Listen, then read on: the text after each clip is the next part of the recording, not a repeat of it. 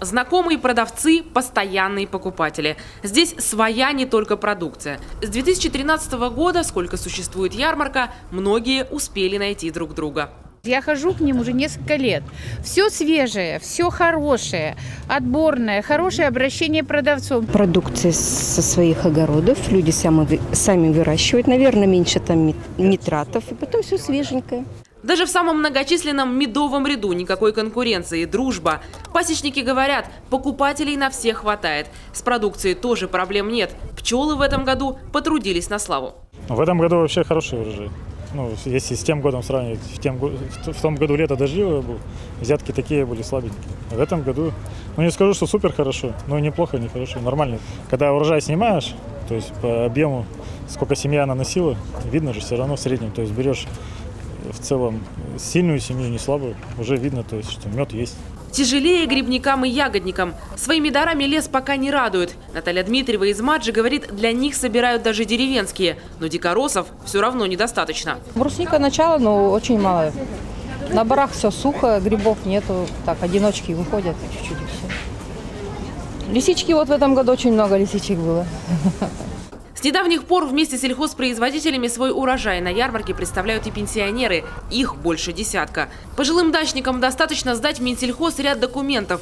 Места же хватит на всех. Цены у них обычно скромные, как, собственно, и объемы производимого. Поэтому расходится товар моментально. Евгения Арсентьевна – местная знаменитость. Ей 95 лет. А силам и жизнелюбию позавидует любой. Каждую субботу она продает вот такие вязаные носочки, коврики и одеяла по символичным ценам. Просто чтобы оправдать свое свободное время.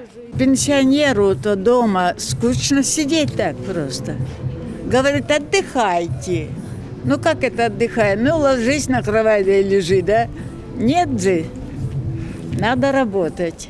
Когда работаешь, и время идет быстрее, интересное, есть интересы к этой, к жизни интерес есть.